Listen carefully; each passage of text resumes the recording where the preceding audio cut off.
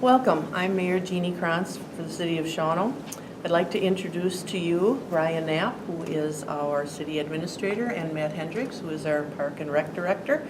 And Nick Shannon will be our moderator today, and he is a local radio announcer for WTCH, WOWN, WOTE, and WJMQ.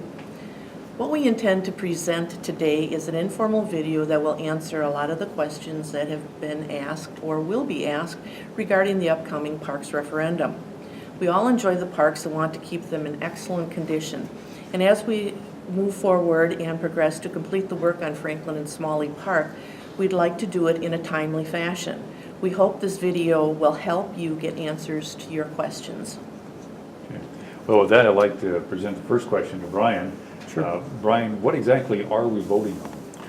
What we're voting on is an advisory referendum question as to whether or not the citizens of Shawano are willing to spend $1.8 million and some change to have these two parks, Franklin Park and Smalley Park, along with the splash pad, constructed and completed in their entirety in the next year and a half or 2 years at a cost to taxpayers of about $25 per 100,000 value. The goal is to get them done quickly so that they can be appreciated by the community quickly. And we want to know if the community is willing to spend that kind of money and see their taxes increase by approximately $25 for that $100,000 value now, as opposed to over time. Would this replace the wading pool? This would replace the wading pool, yes. Matt, this one I guess would be for you. Why are we proposing this? The city uses different plans, redevelopment plans that Eddie uses at Public Works. In Parks and Recreation, we use an outdoor rec plan, and that's usually a 5-year document that's based upon the input of the citizens, but also looking at NRPA standards and kind of what we know are best practices in the field of park and recreation. We create multiple layers, and then we try and bring into our park system what the people want. And so this was most recently done in 2014, so we've been utilizing that 5-year plan since then. And in that, there's approximately 300 people that were interviewed or filled out surveys, and some Avner gave a response. And these two projects, being the Franklin Park project and the Smalley Park project, came to the top priority. They were things that people wanted to see added to the community for a couple of reasons. Franklin Park is a very unique situation in the fact that it's only half a block or block off of our downtown. Many times when you're developing parks, it's on the fringes of the community. It's as a part of a new subdivision, or it's kind of out in the cornfield that will soon become the neighborhood. This is in the heart. This is in the heart of our city. It's in the heart of a residential neighborhood, and so ultimately the basis of it is people want to see it become more than just an open space, just a green field. There's components we can include there that will bring a positive benefit to our community. Can you explain in more detail what specifically would be completed? Sure. So as we've been talking, 3 very separate projects. The splash pad itself, if people haven't been to one, it's usually a concrete form at grade, at level, with different water jets and things that come flying up, buckets of water that kids can run through. It's more simply described as a playground with water feature. Playground with water. So you're going to wear your swimsuit to it, you're going to run around in the warm summer days. The piece there, it will again happen at Memorial Park. It'll replace the wading pool. This component will be, it'll be nicer. Right now the wading pool really only serves those that are 6 years old and under because of it being a small space. This could be used by infants to toddlers to their grandparents that are bringing them down as caregivers. They can all kind of enjoy the space. And so that'll be unique. It will add to our infrastructure. It will add to what we can actually offer. At Smalley Park, we're looking at a lot of water access. The beautiful Wolf River. We've been fortunate to work with the Ski Sharks over the last year to help bring the amphitheater and kind of stage area, not only to improve the facilities for them, but for anyone else who wants to use it, but also creating separation between them and the beachgoers. We brought the city beach back, and last summer was kind of the first summer we've had it back in full perpetuity, and allowing the public to utilize that space more while also keeping those with vested interests in mind. The park itself has one of the the older park shelters or park pavilions. In fact, a lot of it's not even being used just because it's older and it's seen its life. So we replaced it with a structure that's very similar to something at Huckleberry Harbor or Memorial Park or Eberline. Fairly simplistic, but very usable and very functional. Consisting of storage facilities, men's and women's restrooms open to the public, usually a picnic shelter area that can be rented for family get-togethers, birthday parties. This structure at the Smalley Park would most likely have some external showers and things for the beach goers, some additional storage, and pieces of that site.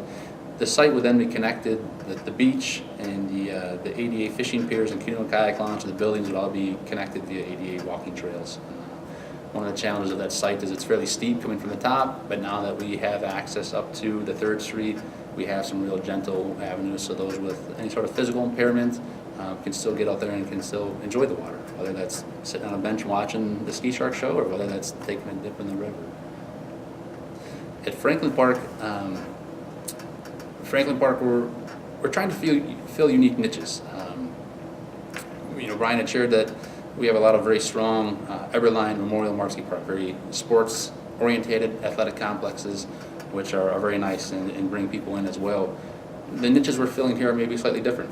The niche at Franklin Park is maybe more of a cultural feel to it. The stage area would have a stage at which a music performance can take place, movies in the park, if people have been to any communities that have those, any sort of presentations could occur from that stage area. Would also then have bathrooms in it, just like our other parks systems, some storage for groups that need to use it or rent it, a park pavilion, picnic tables and things where passers can enjoy a lunch. The other components of the park include an at-grade water fountain, which would be at the north end of the park. Much of the feedback was we're the city on the Wolf, how we bring a water feature to our park system, and so that's something that would be enjoyed by someone sitting on a bench or seeing birds fly through, or even a child running through the water on a hot summer day. It does allow for some space at the south end of the park for a playground, although that is not in this particular plan. The Commission and Council and staff all feel that we've been addressing our playgrounds very aggressively through other means, so we prefer to kind of reinvest those resources into something maybe we don't have at this point in time. Again, just like Smalley Park, the park would be connected via ADA trail, whether it be a blacktop or a concrete surface, so someone could easily move around the park. One of the main components, or what brings all this together, is really the infrastructure, and that's the infrastructure, whether it be water, sewer, electrical, and buildings, to be able to host community events, to be able to have a site where a nonprofit could come in and have a large event that brings 300, 400, 500, 1,000, 2,000 people to our community. And so things like parking stalls, which currently don't exist out there, parking, electrical and stuff will be included as well. Okay. Mayor, we'll ask you this one. When would these park facilities be available for public use?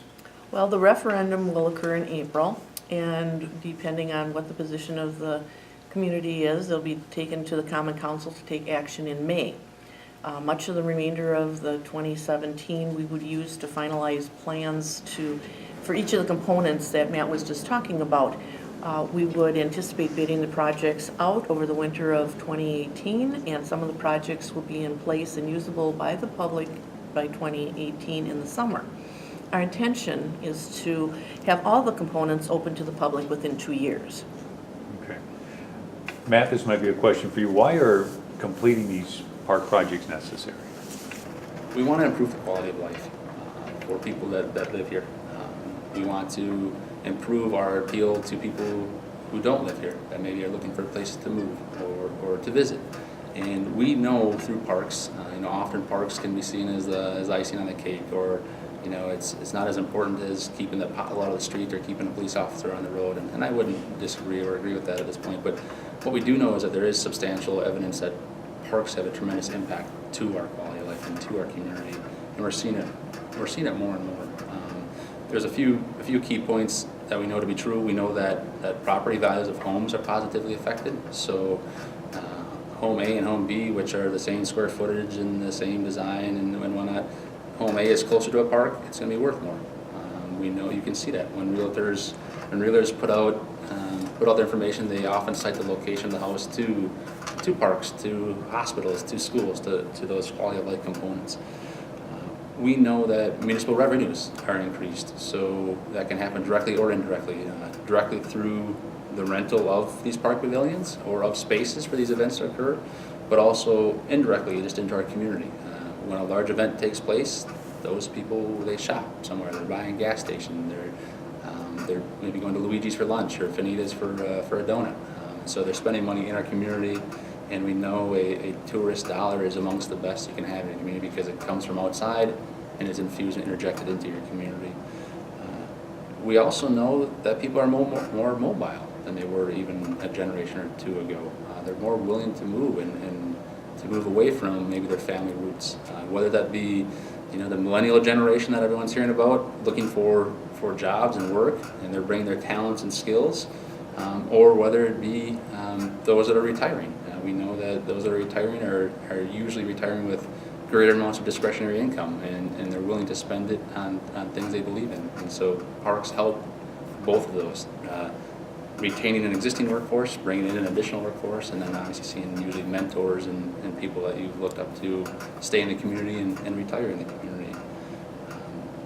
With all of that usually comes the purchase of homes or second homes or cabins, and we all know how that affects our tax base as our city and school and technical colleges go into annual operating budgets. And one of the things that I think, we as staff, we as professionals and city council have heard that this is something that the community would like to see done. And very often we hear that from people who have vested interest in it. The folks who are involved in the farmers market, or folks that might have an interest in art in the parks of some sort, or music performances, or the ski sharks at Smalling. None of these things need to be done per se. We've heard that there's an interest in it, and the reason for the referendum is to really gauge the community's interest in this. What do all of the other people in the community feel about this? Are you supportive of it? Are you, the citizens of Shawano, at least most of you, because that's what we're looking for. We're looking for a consensus. Are most of you interested in this enough that you're willing to spend that extra money on your tax bill every year to see these projects done now, to see them done today rather than over the next 10 or so years? What exactly is the financial impact for that project? Sure. Well, it's going to cost $1,850,000 roughly. That's the estimated borrowing that we would have to make for this project or these projects.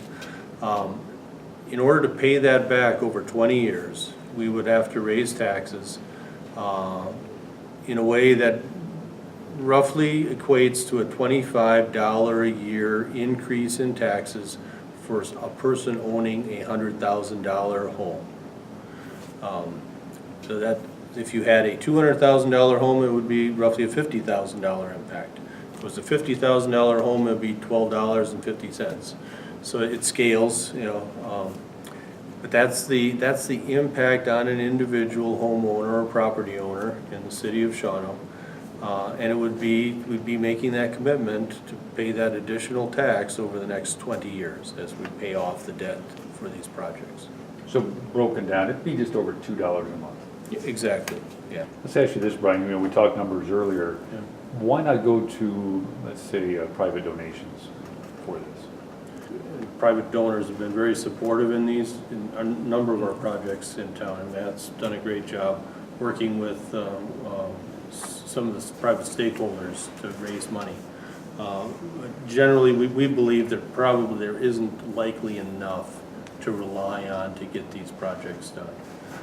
These are significant cost items, and while we'll certainly appreciate and we'll continue to ask for and apply for grants, we need to show the granting agencies and foundations that we're willing to make the investment ourselves as well. So we will reduce the need. I mean, if we are successful in attracting additional investment, private donations or foundation grants, we will reduce the amount that's borrowed and paid back and returned by the taxpayers. But we feel it's important to ask people if they're willing to make that investment themselves and move forward with it. Shows you have a hand in, you're willing to make the investment, and you have a hand and a personal interest in this community. Along that line, Brian, the referendum is based on projected cost. Those could change. What if it does come back lower than what was projected? Well, we are being conservative with our estimates, so we think we're on the high side, but certainly if we've got a project, we can do a $1.8 million project for $1.6 million. We simply won't borrow the additional funds. If we have to borrow the funds and money comes in and the actual costs come in lower, we'll use that excess borrowing to actually pay off the debt over time. So we don't do projects. We don't look for other things to spend extra money on. This is a project-based proposal, and the money borrowed for it will go to that project. If there's additional contributions, or if the costs come in lower than anticipated, that money will be used to reduce the taxpayer's contribution. The citizens have told you this is what they want. Worst case scenario, let's say the referendum does not pass. Mayor, you want to tackle that one? Well, being that it's an advisory referendum, the Shawano Common Council will take action utilizing the results of that referendum as a starting point for conversations. Should it be that they decide, the citizens decide not to pursue the park funding, the Park and Rec Department will still move forward with getting the parks ready. However, that would be a 10 to 12 year commitment as opposed to a 1 to 2 year commitment. In reality, the entire community has been calling for these parks to be finished. We'd like to see positive additions made to our park systems. We want to know if people are willing to pay, on the average, $2.08 per month for 20 years to see the projects happen in the next year or two, which is what I feel that we need to ask and let the people know what it would cost them. And I think, both Brian and Mary have made great points. And the point is, there's still value in these designs and when the infrastructure goes in. A failing vote or a no vote, if you will, at the referendum doesn't mean that the information we have now is not viable or that we won't still pursue it, put it into the parks. It just means that it's going to take a significantly longer period of time than if we were to fund it all up front in general. So. And with not funding it now, we won't be able to use the parks now. We'll have to wait 10, 12 years, to use them at their fullest advantage. I'd like to thank the mayor for joining us today, Brian, as well as Matt. Are there any other final comments or information that you'd like to let us know about? I don't think at this time, but we'd like to thank our viewers for their time and willingness to learn about this April 4th referendum for our park system. Remember that we will be voting on April 4th here at City Hall, and if you haven't already registered to vote, please come and register. If you need more information, you can check our website at www.cityofshawano.com or contact Matt at with his email at mhendricks@shawanonet.net, or call him personally at 715-526-6171, or you can check our Facebook page. We try and keep things current on our Facebook page so that people know what's going on with our Park and Rec Department.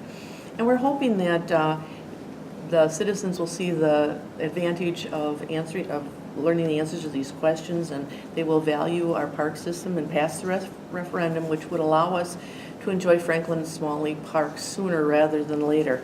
So thank you for your consideration in this endeavor.